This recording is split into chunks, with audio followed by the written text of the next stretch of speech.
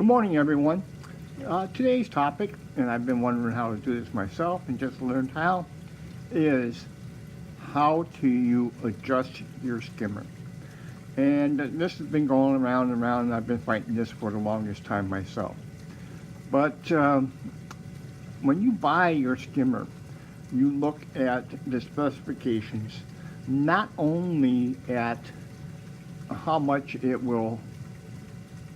is rated for, and normally it's rated for a specific size of tank. And sometimes depending upon several different factors, including your bio load or how heavy or how many fish you have in your tank, you will want to go higher. Or if you have a very light load, then you can go with a smaller skimmer. Obviously, smaller is cheaper, more is more expensive. But anyway, you want to check at the rated tank size, and then your sump. What is your sump rated at? What size does that skimmer need to fit in the water level of your sump? And there's a reason for that. And the reason for that is you want to look at where your bubbles are at in your skimmer, and you need to adjust that. So, for example, I have a Bubble Magnus Curve 5 skimmer, which I love, and it's really rated at about, so my Bubble Magnus skimmer is rated for a 70-gallon to 130-gallon tank. I have a 60-gallon tank. So my skimmer is overrated or a little high for my tank. I consider a 60-gallon tank because my tank is a 45-gallon, and then the sump itself is also an additional 20 gallons. So anyway, you go ahead and you check that out, and then you check the height of your sump. So how do you do that? Well, you just take a good old ruler and you measure it. So anyway, the level of the water in my tank is right at 9 inches. The skimmer itself calls for 9.5 inches. And why is that important? That is important because as you're looking at my skimmer, you want to take and look at the bubbles.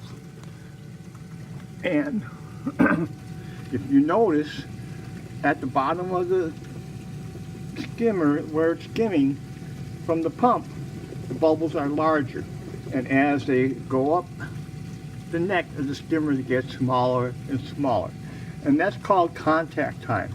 And contact time has to do with how it's bringing in the skim, and the skim is attaching to the bubbles. So the more contact time and the smaller the bubbles, the more skim you can take in. And then on top of that, you want it to be able to push skim up into the collection cup. So once it's adjusted, that skim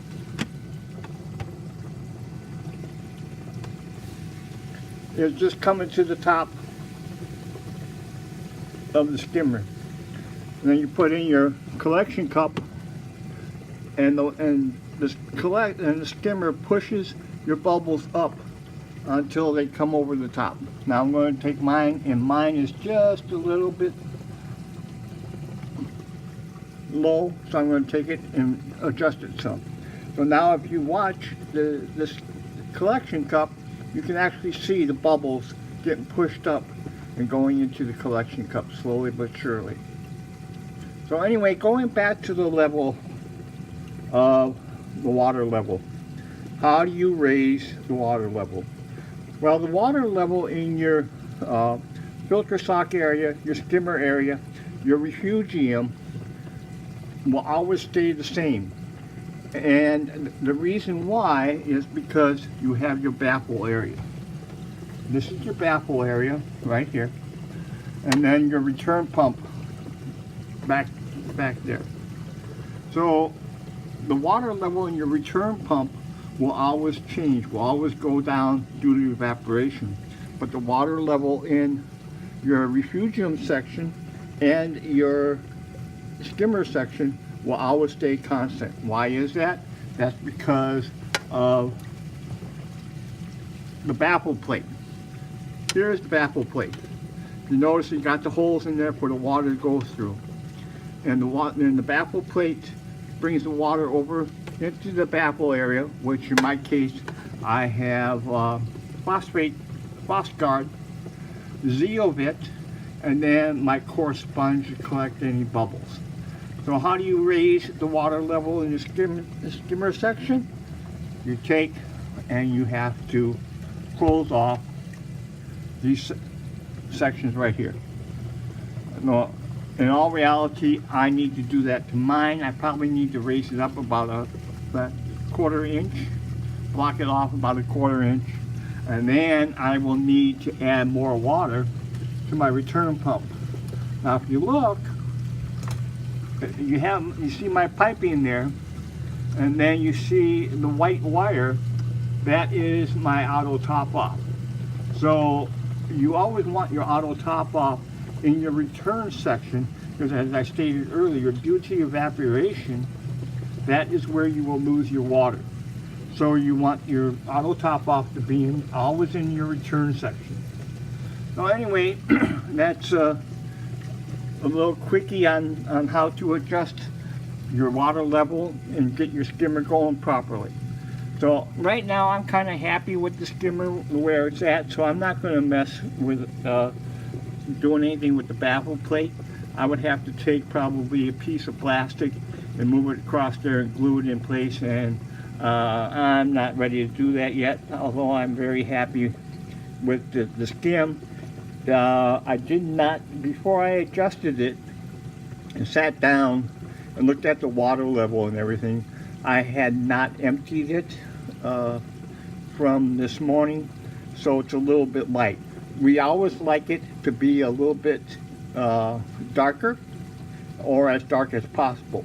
There are two different types of skim. You have your light, which is watery, so right now that's a little on the watery side. And once it gets darker, that's a much darker skim. And obviously you know that your skimmer is doing its job when it's darker. So anyway, there you go.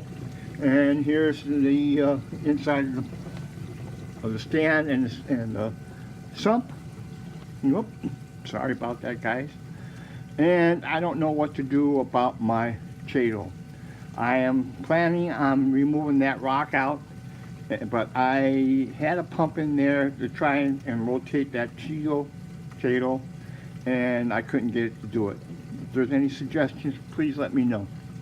But anyway, there's the sump. That white line is going from my cobalt pump up into my mini reactor, which I am running carbon on, and then my return. And there's my light, and then the big silver thing is my pink light for my chadle. And there's our tank, and Mr. Yellow Goby is right there in front. I finally have taken care of my brown hair algae. It's finally gone by the wayside. I am so happy with that. And I'm beyond ecstatic. So now that that's taken care of, and here's corals, and I've got one fell down. Oops. My Dunkins, my hammer. There's my hammer. My Zoas and acans. And then I got a bunch in last week. And they're awfully small, but look at them. They're just coming along, and look at the colors. So anyway, that's it for today. Thank you much for watching. Please subscribe, and peace. And I wanted to add another way to adjust your water level is your pump, your return pump. You can either slow it down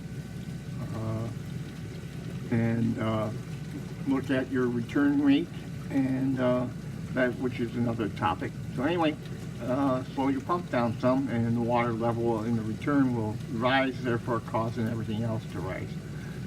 Once again, thank you, peace, and have a great day.